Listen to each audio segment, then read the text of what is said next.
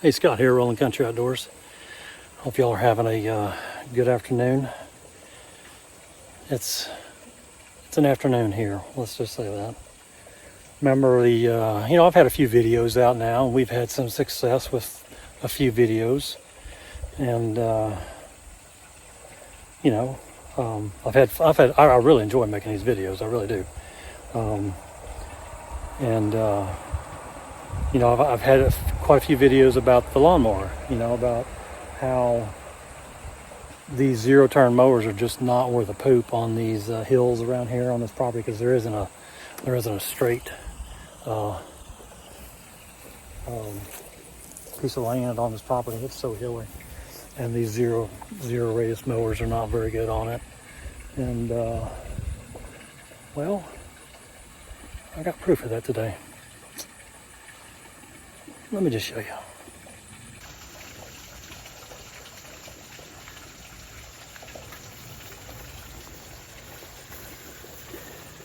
Yeah, that's my new mower in the pond.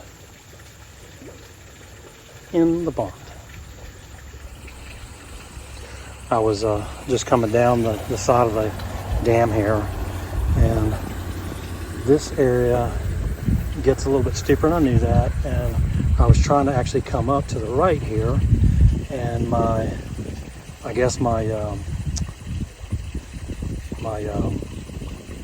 blades got hung on that curve, and so I had to back out of it.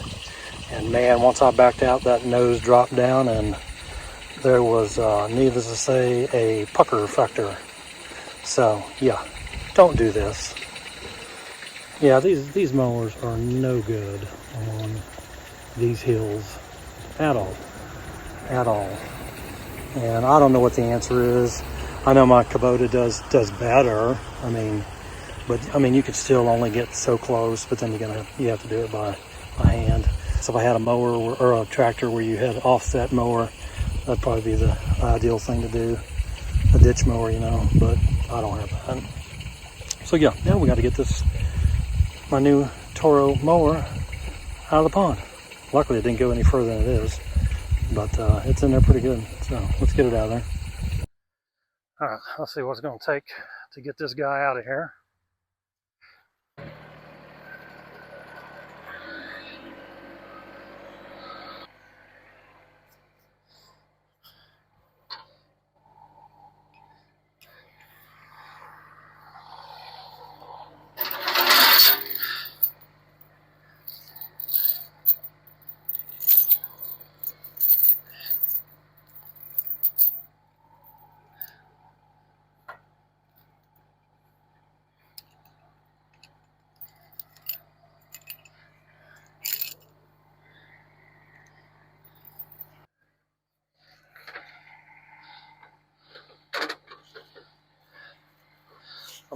I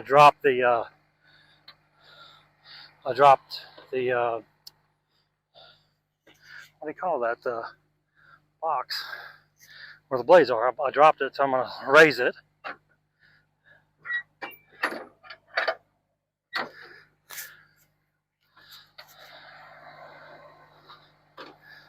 Pull these in. I don't know if that releases the rear end or not. I did on my old one. Well, now there were some buttons down here.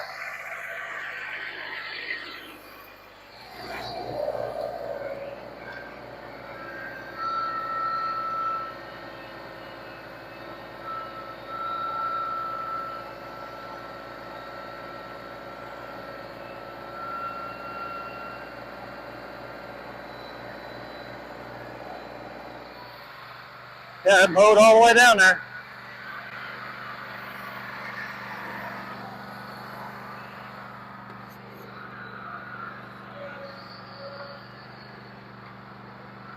All right, I think we're good.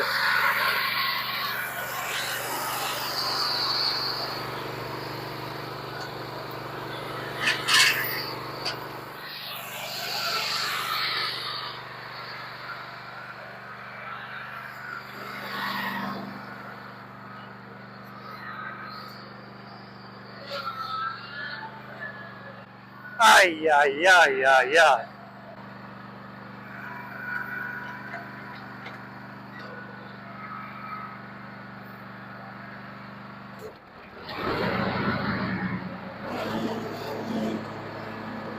But back in business. All right, we got it out, and it wasn't that bad, but my gosh, you can tell the blades were going all the way down there to the deal. I don't think I messed anything up, but man, that just goes to show you how literally impractical these zero radius mowers are on these hills. I mean, that could have been a lot worse than it was, but they're just useless.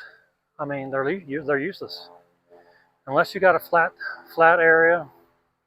And all of our areas hilly. I mean, the area we just created down there, that's flat, but you know, and it was the reason why I sold my other one and bought this one. I said, well, let me get a newer one. It's got bigger tires, it's got a bigger cut on it, and you know, it's a good mower. Don't get me wrong. The Toro mower is a good mower. The engine's strong, and I have no problems with it.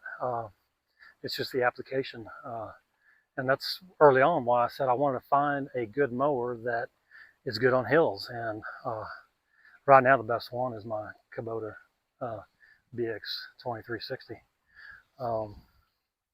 Yeah, I mean, I'll save this for the straightaways and the flat surfaces, but we'll have to keep the BX blades on it and use that. But man, that's just a shame. I'm just glad it wasn't any worse than it was. So don't do what I just did. Stay out of the pond, stay out of the water, stay away from the edges. That sucks. A little pucker factor there for sure. So, all right, anyway, Rolling Country Outdoors. Catch you on the next video.